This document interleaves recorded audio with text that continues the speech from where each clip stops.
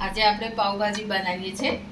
આ ફુલાવર મેં સાફ કરી ધોઈ અને સમારીને લઈ લીધું છે। કુકરમાં પાણી નાખી હવે આપણે આ કોબીજ નાખી દઈએ છીએ। કોબીજ નાખી દઈએ છીએ। ખાલી હું કોબીજ અને ફુલાવર જ લઉં છું બાફવા માટે, બટાકા પણ નહીં નાખું। બસ આપણું આ પાવભાજી આ બે ચીજોથી જ બનશે। હવે આપણે ગ્રેવીની તૈયારી કરીએ। મેં ડુંગળી અને ટામેટાં લીધા છે। આ બે વસ્તુની જ ગ્રેવી બનાવવાની છે। અંદર કોઈ લસણ મરચાં આદું કંઈ નાખવાનું।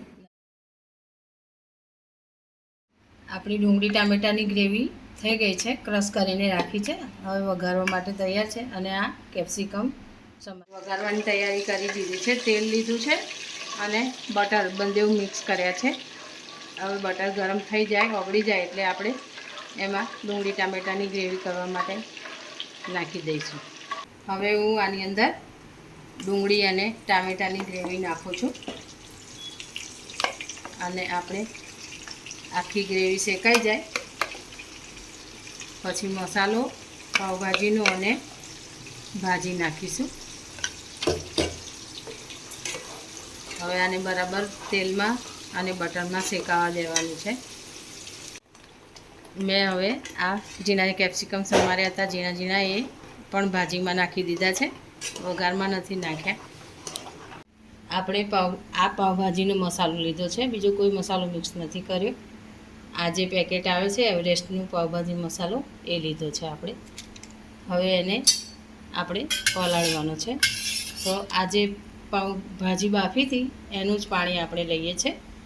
મેં રહેવા દીધું હતું ભાજી બાફેલું પાણી, જોઈ શકો છો તમે। હવે એ જ આપણે મસાલામાં નાખીશું અને આ મસાલાની પેસ્ટ બનાવીશું। આ મેં પેસ્ટ બનાવી દીધી છે, પાવભાજીનો મસાલો અને ભાજીનું બાફેલું પાણી નાખીને। હવે આને આપણે થોડીવાર ઓગળવા દઈશું મસાલા। હવે આપણી આ ડુંગળી ટામેટાની ગ્રેવી થઈ ગઈ છે। કેપ્સિકમ જે નાખ્યા હતા એ પણ થોડા ઓગળી ગયા છે। હવે મારી પાસે આ ફ્રોઝન વટાણા છે એટલે મેં એને બાફ્યા નથી, હું એમ જ નાખી દઉં છું। બાકી સબ્જીવાળા વટાણા હોય તો બાફી દેવા, બાફીને લેવા।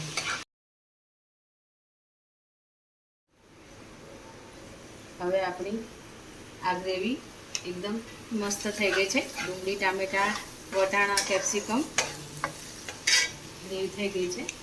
હવે આપણે ગેસ ધીમો કરી અને આ જે મસાલો તૈયાર કર્યો હતો પાણીમાં ઓગાળીને એને નાખી દઈશું।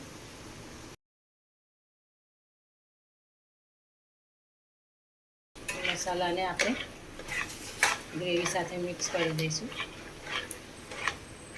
મસાલો આપણે ગ્રેવીની અંદર મિક્સ કરી દીધો છે અને થોડીક વાર એને શેકાવા દઈશું।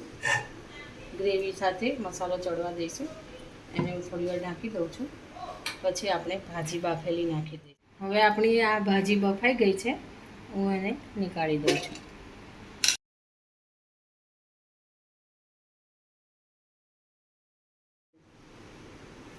હવે આપણો આ મસાલો શેકાઈ ગયો છે ગ્રેવીની અંદર અને આપણે હવે આ ભાજી છે જે બાફીને રાખી હતી મેશ કરીને એ અંદર નાખી દઈશું।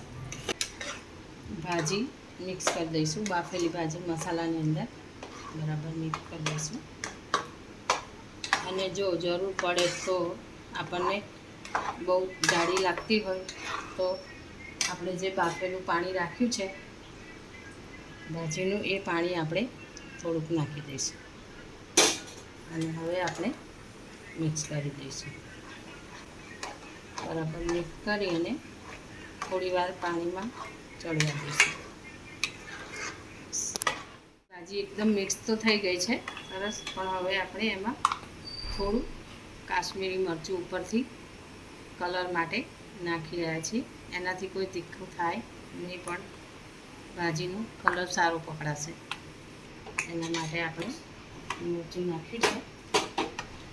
એને આપણે મિક્સ કરી લઈશું। ભાજીનો કલર પાવભાજીનો એકદમ મસ્ત કલર આવશે।